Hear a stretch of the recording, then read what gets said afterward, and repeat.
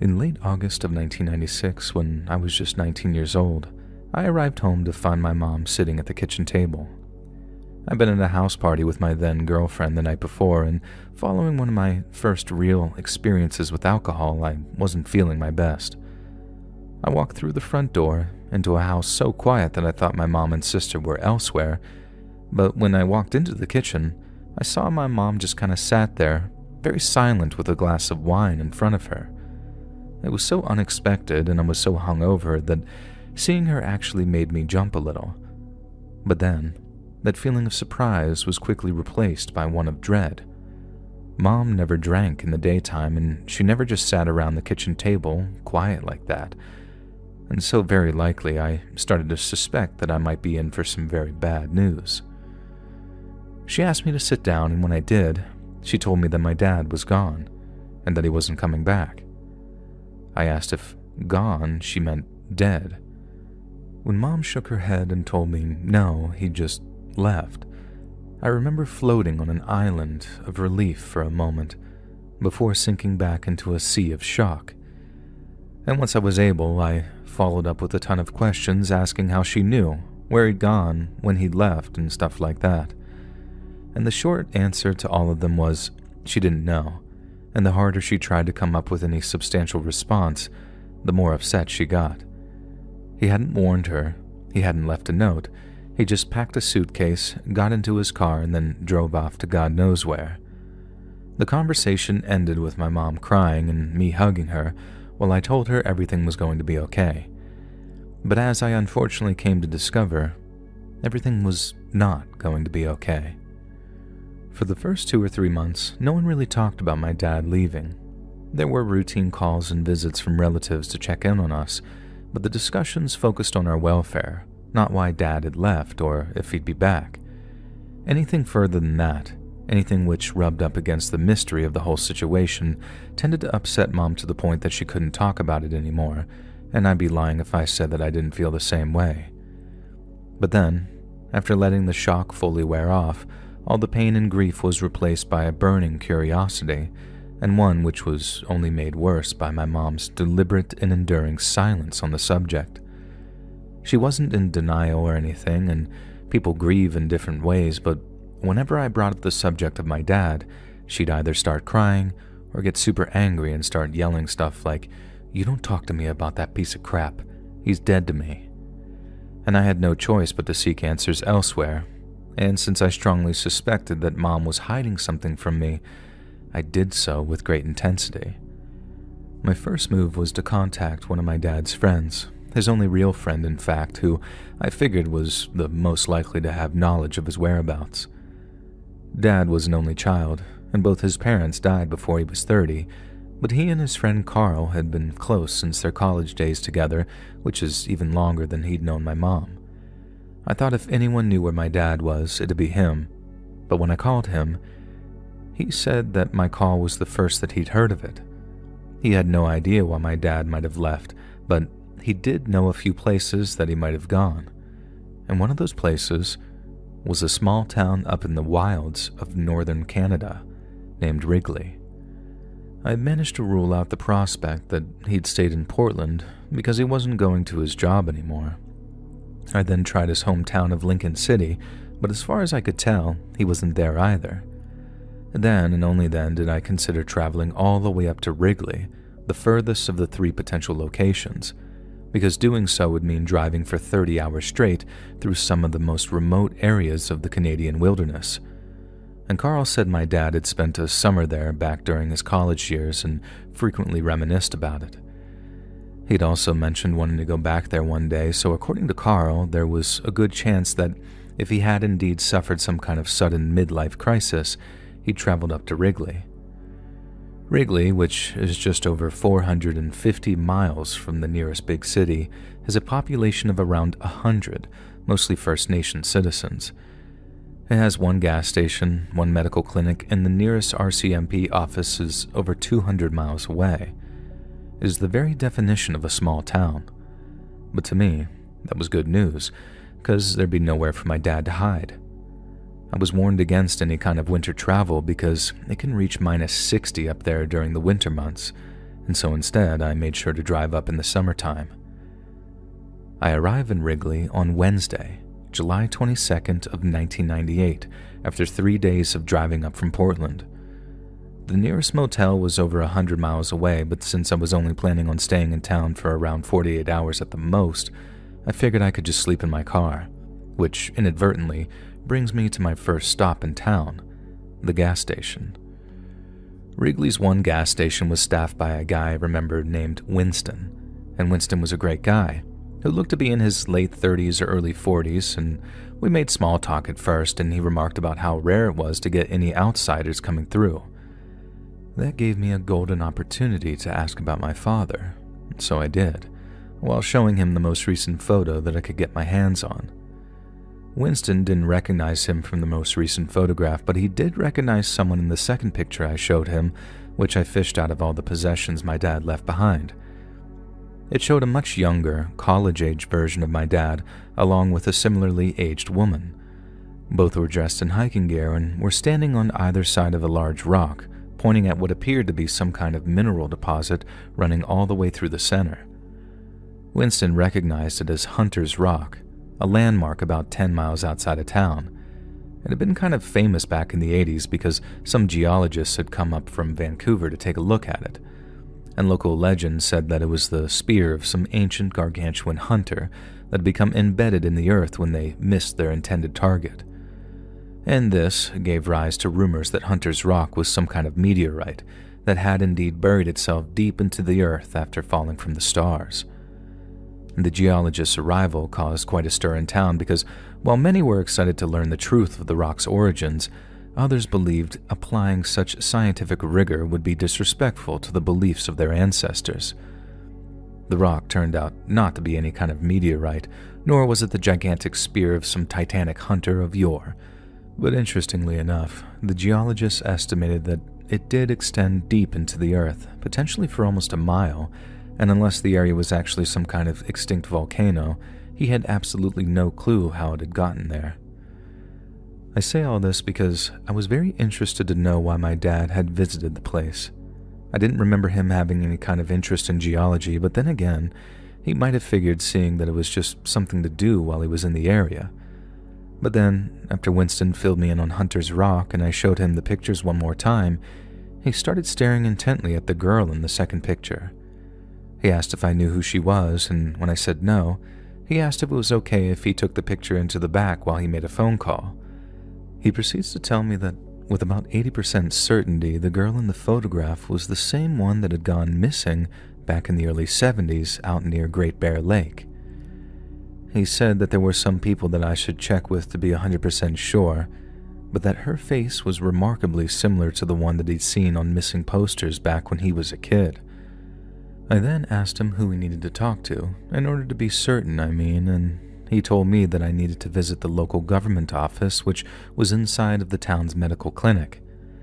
Since I arrived in the very late afternoon, the office would be closed until the following morning, so after Winston wished me luck in finding my dad, I took a walk around town and then headed back to my car. The next morning, I walked over to the gas station to get some coffee and breakfast and swapped small talk with Winston before heading over to the clinic. There, I met with Irwin, chief of the Pedzaki First Nation, and while that sounded like an awfully grand title, he told me he felt like little more than a clerk at times and that his title was almost purely ceremonial. He was a welcoming and generous man, and the moment I met him I just knew that he'd be willing to help. But unfortunately, Chief Irwin had some bad news to share with me. The chief, who operated out of an office of the size of a broom closet, was happy to welcome a rare visitor into town, and assuming I was some kind of tourist, offered to answer any and all questions I had. He even offered to set me up with a guide who'd take me around the area in an off-roader so I could see all of his tribal lands from the comfort of a passenger seat. But when I told him my story, as in that I was looking for my dad, his face softened. Then when I showed him the second picture, the one from what I assumed were his college days, I'll never forget how the chief reacted.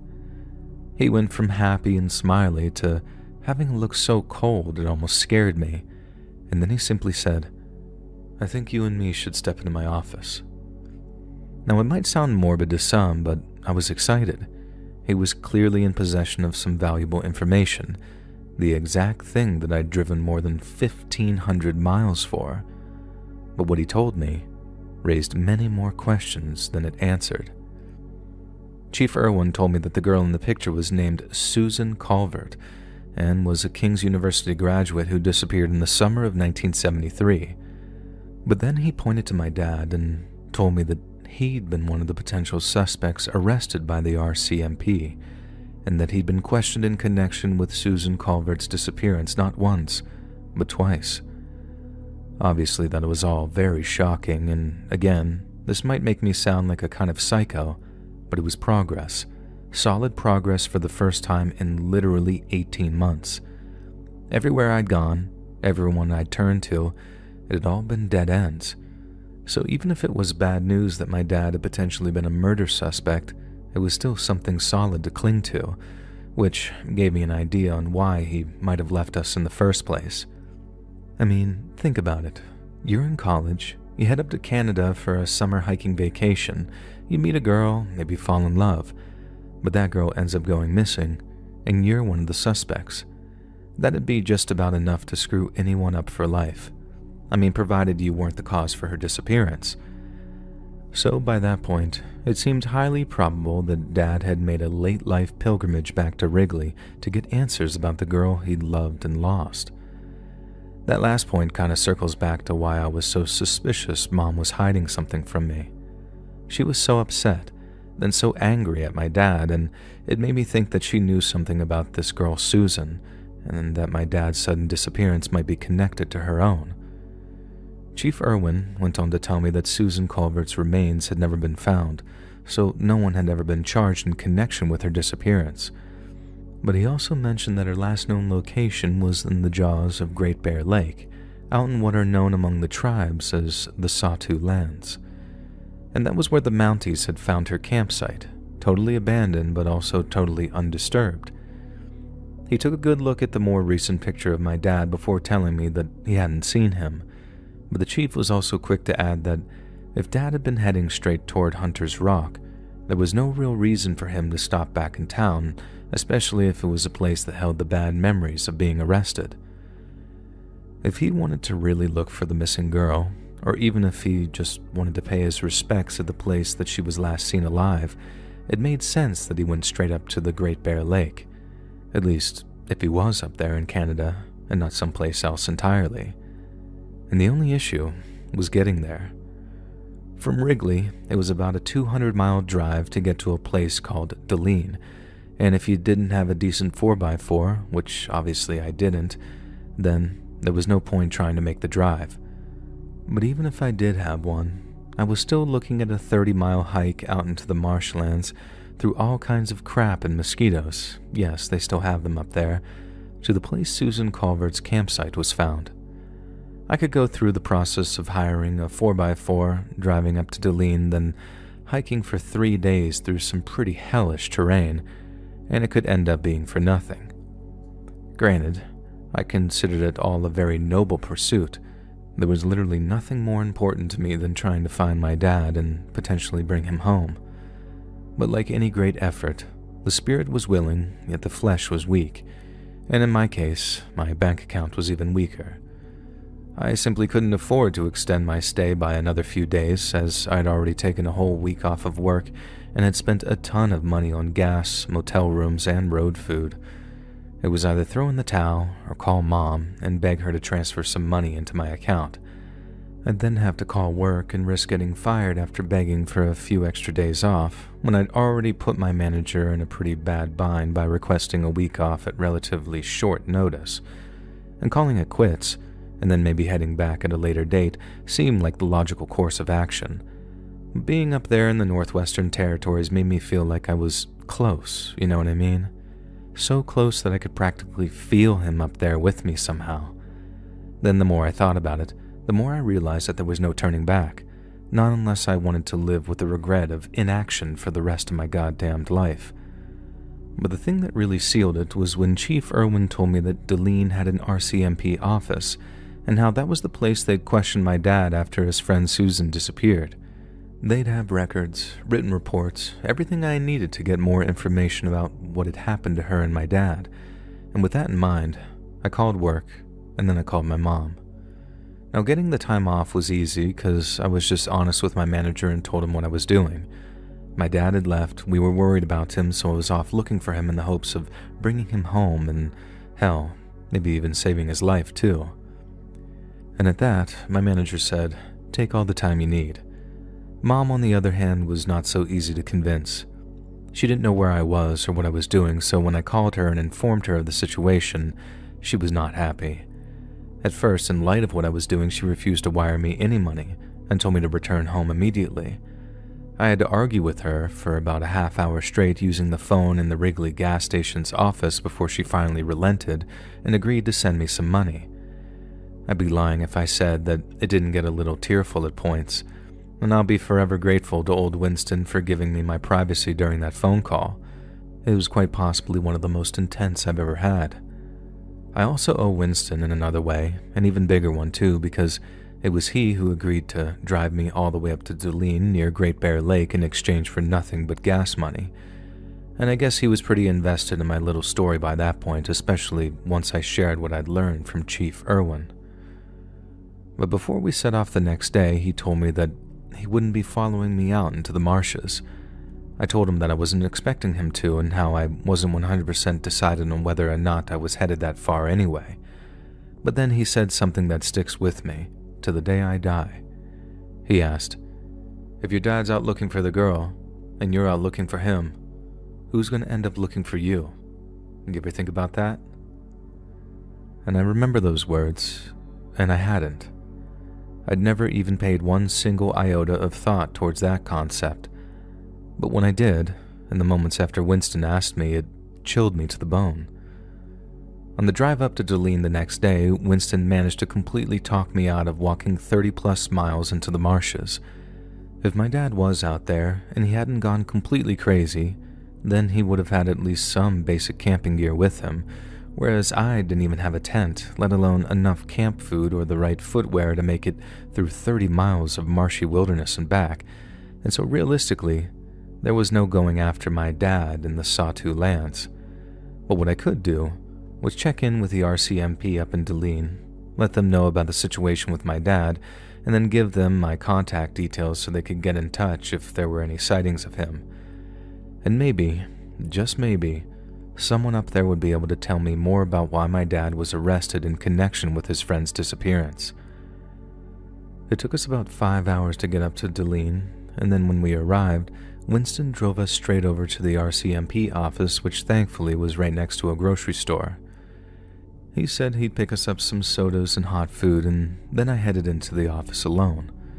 The office was just a small reception area with a larger room behind it, and after looking through the open doorway, I traded greetings with a younger-looking red-coated Mountie. Constable Jacobs, who was around my age, seemed only too happy to help me. But when he realized that I had more than just a basic inquiry in mind, he told me to sit tight while he radioed the only other Mountie in Dulene, a man named Mackenzie, not his real name, and the need for the pseudonym will shortly become clear. Mackenzie, who was considerably older than his junior coworkers, seemed far more equipped to help with inquiries of a historical nature, and he did help. He was a little frosty with me at first, but after I told him the whole story about looking for my father, he warmed up enough to talk to me. Mackenzie actually remembered the incident involving Susan Culvert and my father because he'd been a junior constable way back in the 70s at the time of the investigation. He remembered my dad stumbling back into Dulene on his own. He remembered how it was he who had reported Susan missing, and he also remembered how, following the initial round of questioning, the Mounties basically had no choice but to consider my dad as a suspect. Mackenzie hadn't been present for either interview, so all he knew was that my dad had somehow implicated himself, but that's all he knew. They had all the files and reports on site, but Mackenzie said he couldn't share them without the proper clearance, and that might only come after a lengthy Freedom of Information request. If he had showed me the files, he might actually lose his job, and as he put it, he hadn't worked just shy of his 30 years only to lose his pension after a little snafu like that. It was frustrating, but also strangely cathartic. I kind of hoped that they might just show me the files in a back room or something, but I guess that was purely wishful thinking on my part. Filing out a FOIA request might take months, but to me, it was just another step on what had already been a long journey of tracking down my dad. I'd been searching for like 18 months by that point, and I sure as hell could have waited a little longer, and even though I traveled all that way, I knew I wasn't going home completely empty-handed. Mackenzie and Constable Jacobs both promised to keep an eye out for my dad, and even promised to call me if they'd heard or saw anything out there in the jaws of the bear. And by that, I mean the marshlands where Susan Culvert went missing. And before I left, Mackenzie asked what my plans were. I told him I was heading back to Wrigley, and I would probably spend another night in my car before heading south in the morning. He wished me luck, and I thanked him, and then I walked outside to meet Winston near his truck. He picked us up some sandwiches, and then as we got on the road back to Wrigley, I gave him the lowdown on what the Mounties had told me. Winston said that he'd been keeping me in his prayers, hoping that I'd get my hands on those interview tapes sooner rather than later. I wouldn't say that I was a religious person, not by any stretch, but sometimes, just sometimes, I think Winston's prayers found someone's ears. Because that night, as I was trying to get as much rest as possible prior to my drive back south, I woke up to hear someone knocking on the glass of my car's window. Then when I looked outside and saw a distinctive red jacket, I realized who it was. It was Mackenzie, the Mountie from up in Deline. I lifted my seat up, opened my car door, and he asked if he could come sit in the passenger seat, and I told him sure. Then when he climbed inside, I remembered that he reached into his pocket and produced a cassette tape with a scribbled label. I couldn't read it right away. I had my internal lights switched off so I wouldn't kill my car's battery and be stuck out there. But I had a strong feeling it was something very specific, something he definitely should not have been showing me. Mackenzie told me to turn on my car's tape player, and so I did, and then after he slid the tape into the slot, my suspicions were confirmed. It was the tape with my dad's first interview on it, the one from before he was arrested. Since he wasn't considered a suspect during the first police interview, my dad was very forthcoming with certain pieces of information. And as it turned out, he and Susie, as he called her, were out camping near the marshlands when Susie got up in the night to go pee outside the tent. After Susie's exit woke him up, my dad had simply rolled over and attempted to go back to sleep. But just seconds later, he heard Susan Culvert scream. Dad said that he rushed to put his boots on, grabbed a flashlight, and then ran out into the night to see what had scared Susan so badly, and that, according to him, is when he saw them. One of the interviewing Mounties asked my dad who they are, and my dad responds by saying that if he tells them, they'll think he's crazy. Dad then says something about how, if he knew they were out there, he and Susie wouldn't have gone anywhere near the place, not in a million years. One of the Mounties then asked my dad where they took Susan Culvert, and Dad said he didn't know, but wherever it was, he knew Susie was probably dead. She had to be, because there was no way that she could survive what they were doing to her. Again, one of the Mounties asks who they are, and Dad explodes. He asks one of them, "How do you guys not know? You live out here," and all this other unhinged sounding stuff. Like, it's no wonder the Mounties assumed that he murdered Susan Culvert, because he really did sound out of his goddamned mind. The Mounties asked a few more questions, but with each answer my dad kept getting more and more agitated. He didn't know why they didn't take him too. They hadn't seen anyone following them over the previous few days, and he couldn't explain why there wasn't a drop of Susan's blood anywhere, despite my dad's claim that they were violently attacking Susan. And after that, the Mounties announced that they were terminating the interview and the tape went dead. When I asked Mackenzie if he'd brought the second tape, he shook his head and told me it wasn't worth listening to. And based on what my dad had said during his first interview, the Mounties placed him under arrest on suspicion of Susan Culvert's murder. Remember, My dad said that he knew for certain that she was dead, but then put him through a second round of questioning. But the reason it wasn't worth listening to is because my dad totally stonewalled the two Mounties asking him questions. When he figured that they might at least partially believe his story, my dad was very chatty. But then, once he realized that he was a murder suspect, he did the smart thing and didn't say another word until he was released due to lack of evidence. Mackenzie said that after he was released, my dad left town, but the search for Susan Culvert continued for another 10 days, and the search and rescue team found the campsite that she'd shared with my dad, but they didn't find any trace of the girl herself. No clothes or blood or human remains, and the search effort was eventually called off, and many years later, her parents had her declared dead for some sort of legal purpose, and she was taken off the missing persons register up there in Canada. But according to Mackenzie, there was something in the files that caught his attention. At one point, towards the end of the search, a dog from an RCMP's search team ran off and was never seen again, and the dog's disappearance sparked a whole new search and rescue operation, a kind of mini-search within the larger effort. Mounties searched high and low for this missing hound as well as Susie Culvert, but neither of them were ever recovered. Mackenzie said the dog's disappearance was eventually put down to an operational hazard and it was mourned and then replaced.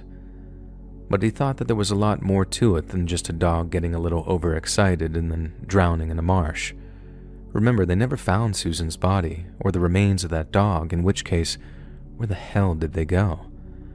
Mackenzie finished by saying that, in his opinion, my dad and Susie Culvert had come across some kind of grow site, either marijuana, opium poppies, or maybe both.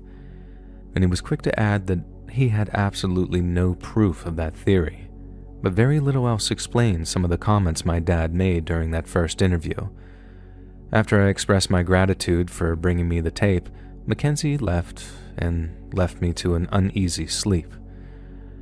It was weird hearing my dad that young, though. He sounded a lot like me whenever I heard my own voice on tape. But that's obviously not what stuck with me that night.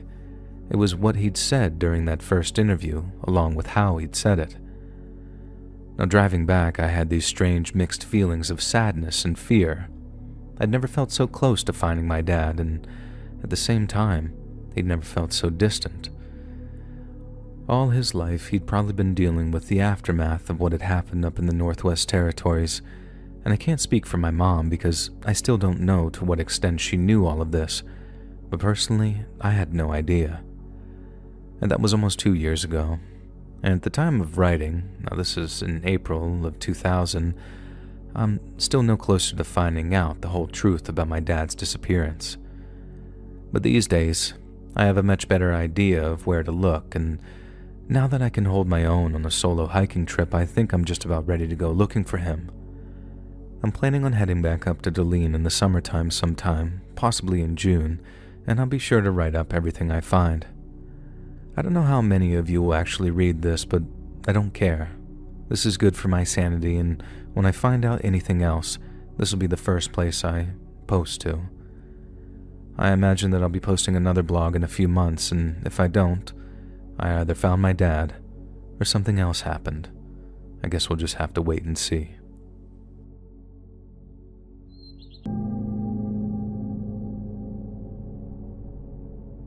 Without a doubt, the biggest scandal to ever hit my small Arkansas town was one summer, a 9th grade girl ended up in the hospital after being attacked while walking home from school. Whoever attacked her hadn't just beaten the crap out of her. They'd violated her to the point that she needed actual surgery to repair the damage. The doctor who performed the surgery broke down into tears during the press conference afterwards.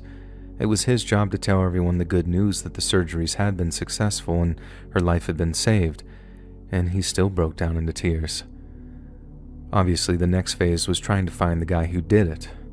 The victim's memory of the incident was hazy, and she couldn't give a detailed description of her attacker, and so the whole town descended into this total state of paranoia trying to figure out who it was.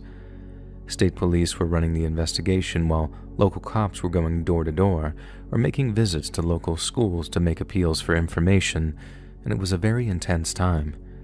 We'd never known anything like it either, Someone's getting a speeding ticket around here, and it's all people are gossiping about for maybe weeks, wondering where they'd been speeding to or who they were speeding from. So to go from low crime to woe crime, well, that was quite something. Everyone was praying the attacker would be found and that they'd be found fast. And then out of the blue, a local pastor walked into a 17-year-old son's bedroom and shot him point blank in the head. It was his wife, the boy's mom, who called the sheriffs on him, and she was still there screaming bloody murder when the deputies showed up to arrest him. The pastor didn't resist. He just let those boys cuff him, and then he walked with them to their cruiser and off he went. And down at the department, the guy made a full confession, told them the whole chain of events too. He and his boy had been talking and had come to a disagreement. The pastor then walked downstairs, took a pistol out of his gun safe, and then walked back upstairs and shot him. He told them what gun he used, the caliber of the bullet, everything except why he did it.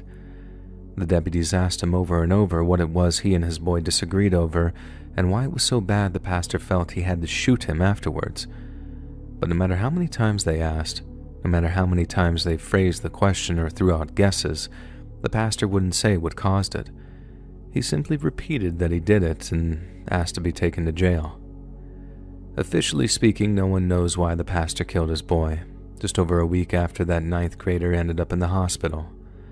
But off the record, we all know why, and it's the reason the girl's attacker was never caught. The only thing that really remains a mystery to everyone is how the pastor found out, because outside of a straight-up confession, it's hard to imagine how a father might come to learn something like that from his own flesh and blood. There's a lot of speculation around here, some of it good-natured, a lot of it not so good-natured, but it also doesn't seem to bother people that they'll never know how the pastor figured out his boy was the one that attacked that little 9th grade girl. Because however it happened, some folks around here are very much of the opinion that the pastor did the right thing in putting his boy down.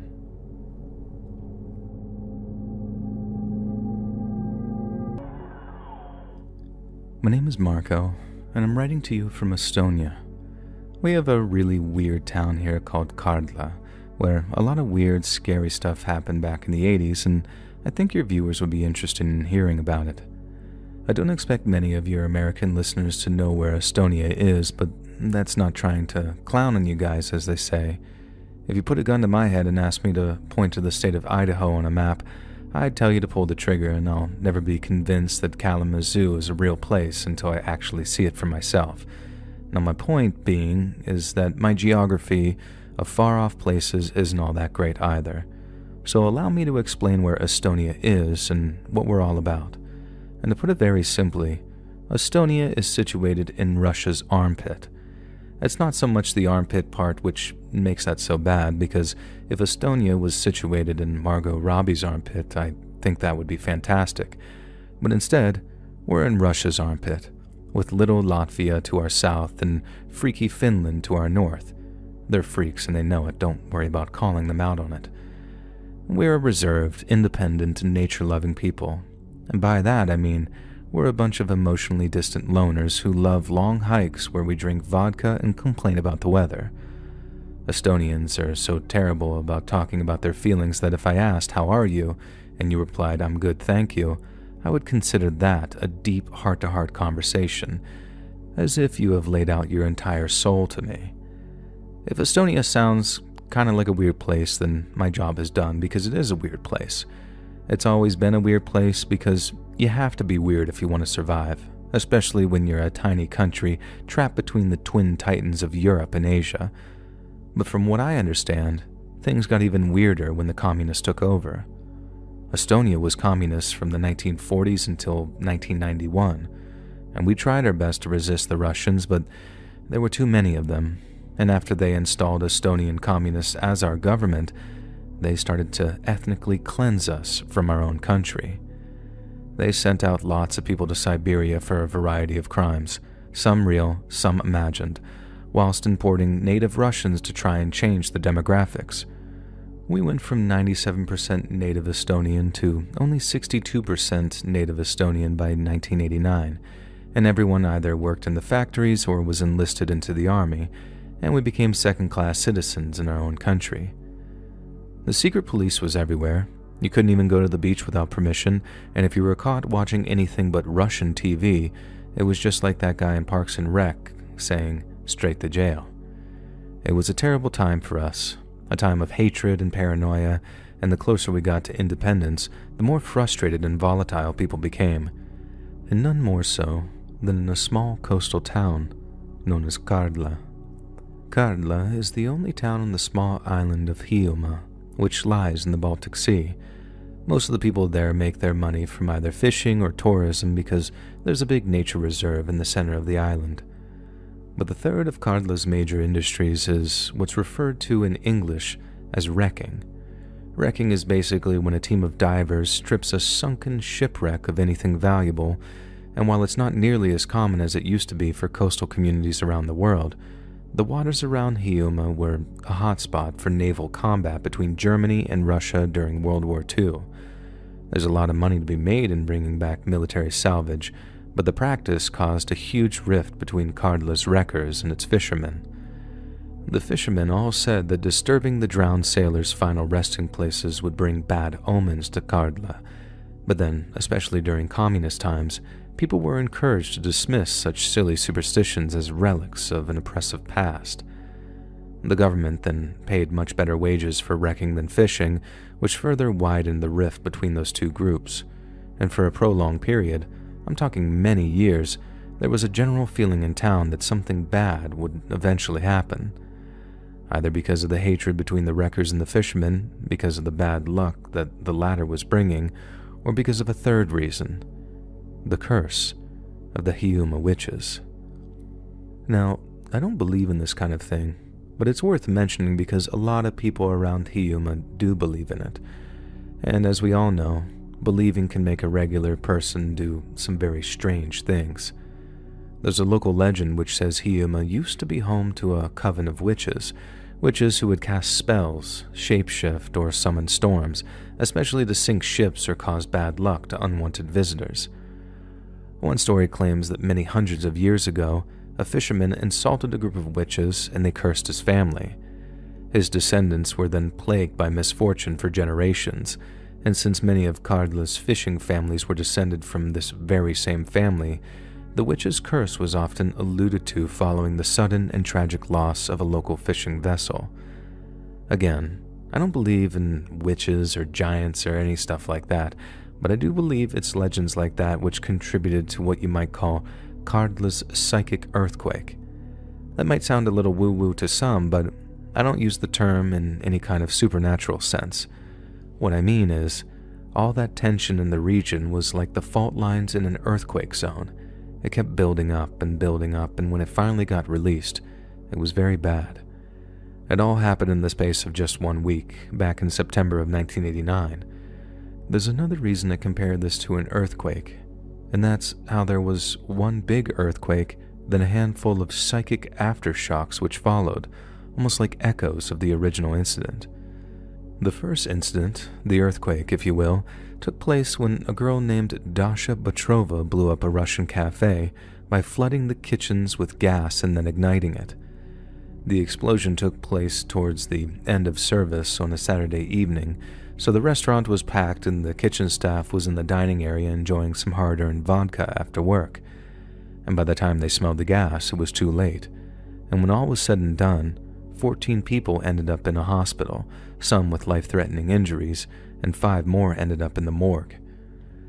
The authorities were quick to blame anti-Russian sentiment and were ready to use it as an excuse to arrest dissident Estonians who were suspected of raising support for an independence movement.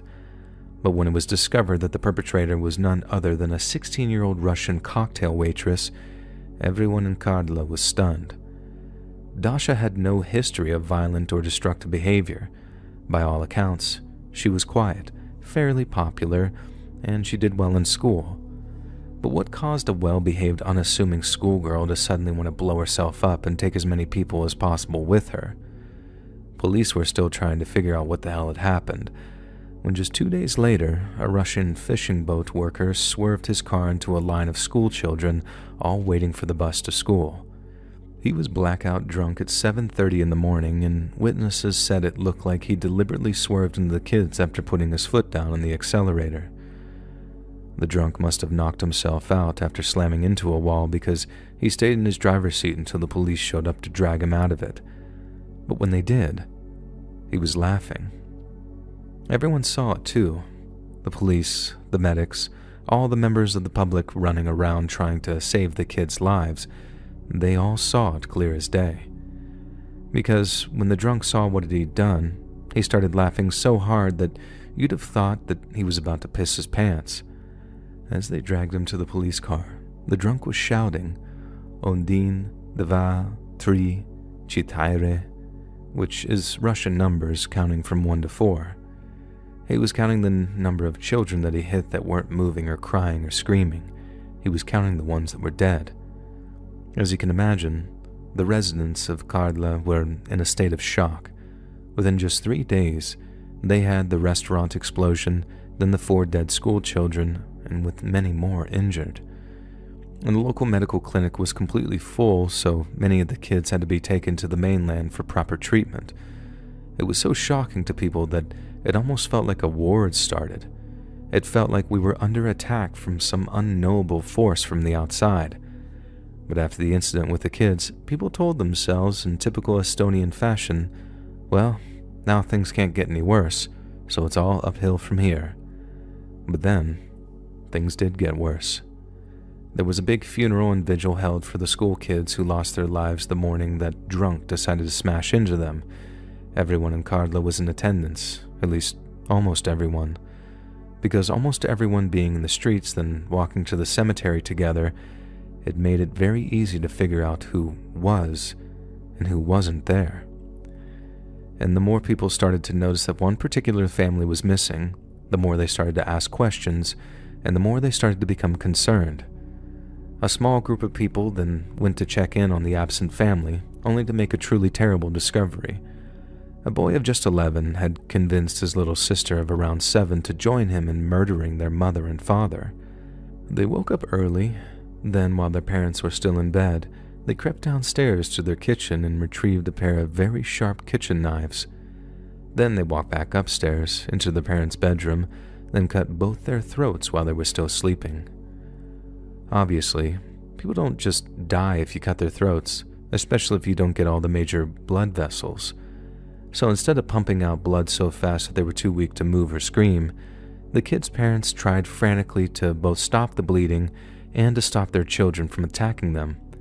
But sadly, their efforts were in vain. They found the mother's corpse in the bathroom and the dad's in the kitchen downstairs.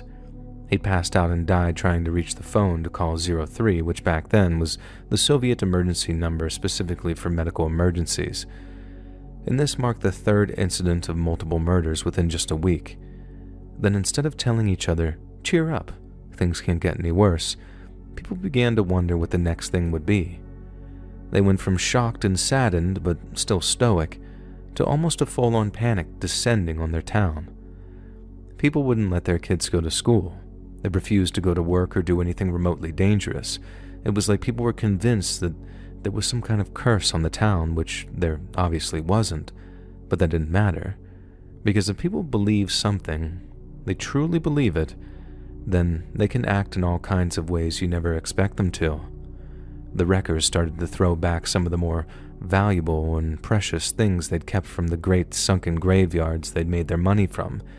They threw back medals, trinkets, all kinds of things, and in the middle of the night, some men walked out of their houses and tossed their trophies in the Kardla's harbor and watched them sink to the bottom, all in hopes that it would put the dead sailors' angry spirits to rest. Some of the fishermen, on the other hand, left offerings in the woods for the witches of Hiiumaa, who they firmly believed were behind all the horrifying goings-ons. It was like the vast majority of the people in town all fell victim to this sudden, all-consuming and collective madness, one that made them lash out at each other and act in all kinds of bizarre ways. They kept waiting and waiting for the next terrible thing to happen, but thankfully for them, the psychic storm hovering over the town had finally abated. Again, I don't use that term in the literal sense, but to me, is the only term that actually broaches on what happened during that 1 week back in 1989. Carla went from years and years without so much as a common assault, and then during the space of just 7 days, a dozen people all lost their lives in a series of senselessly violent acts. It's almost enough to make a person believe in restless spirits or ancient Wiccan curses. But if you ask me, what's to blame is something that's in our programming as biological machines, lines of code we've been running since the days we lived in caves and the shadows cast monsters on the walls during long and uncertain nights.